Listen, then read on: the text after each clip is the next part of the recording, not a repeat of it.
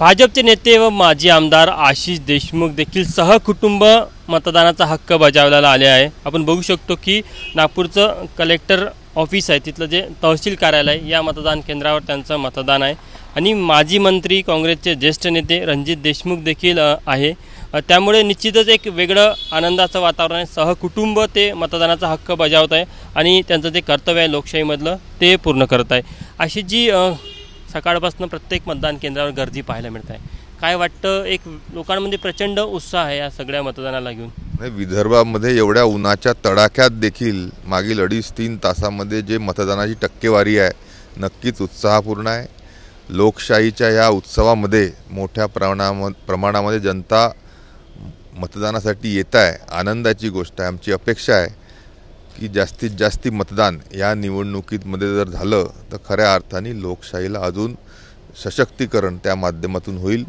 जनतेचा कौल हा नक्कीच सगळ्यांना माहिती आहे कोण्या बाजूनी आहे, पण त्या माध्यमातूनच लोक आपला विश्वास पुन्हा एकदा आपला मनोनीत करतील।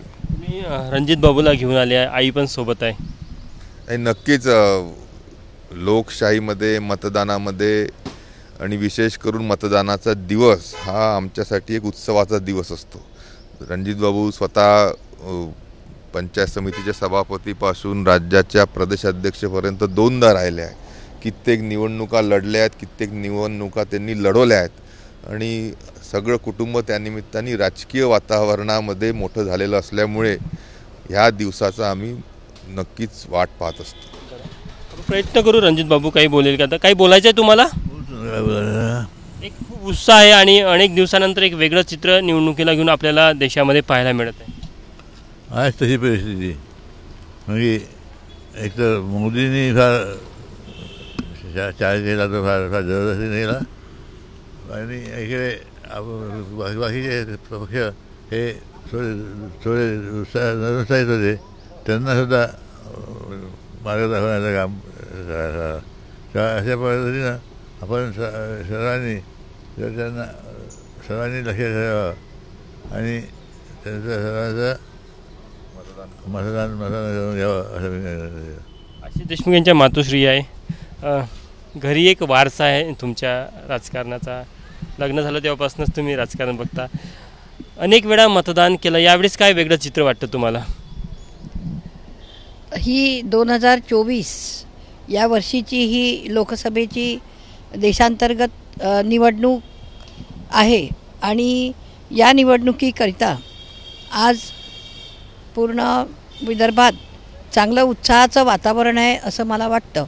आणि त्याचप्रमाणे आमचं जे घराणं आहे ते माझे सासरे अरविंद बाबू देशमुख हे सुद्धा राजकारणातच होते, त्यांचाही तोच वसा होता। तोच वसा त्यांचे चिरंजीव माझे पती सन्माननीय रणजित बाबू देशमुख यांनीसुद्धा आयुष्यभर चालवला।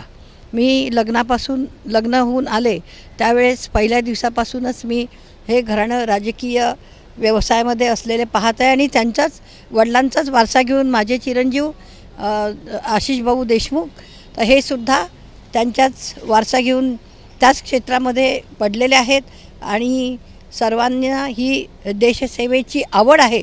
हा वारसा असल्यामुळे सर्वांना देशसेवेची आवड आहे असं मला वाटतं आणि ही निवडणूक अत्यंत चांगल्या रीतीने इतकं ऊन असतानासुद्धा एप्रिल महिना असताना या निवडणुकीला चांगलीच गर्दी मतदान सेंटरवर आहे असं मला पाहायला मिळतं।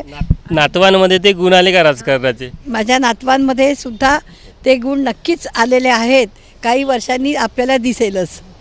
आजी म्हणते की नातवांमध्ये पण गुण आलेले आहे, तुला आहे रस राजकारणात? आज तर मतदानचा दिवस आहे, माझ्या लहान भावांनी पण पहिल्यांदाच मतदान केलं, याचा आम्हा सर्वांना खूप आनंद आहे। आपण बघू शकतो की फर्स्ट वोटर, आपण त्याला विचारूया, पहिल्यांदा मतदान केलं, काय फर्स्ट वोटरमधून तुझ्या भावना होत्या? आम्हाला खूप आनंद झाला आणि सर्वांना आपला मतदान केला पाहिजे असं वाटतं। हो, तर होतं देशमुख कुटुंबीय, एक वारसा आहे नागपूर असेल विदर्भामध्ये राज्यामध्ये आणि त्यांनी देखील सहकुटुंब मतदान केलं आहे। कॅमेरामॅन व्यंकटेश नायडूसह तुषार कोहळे, ABP माझा, नागपूर। ABP माझा, उघडा डोळे बघा नीट।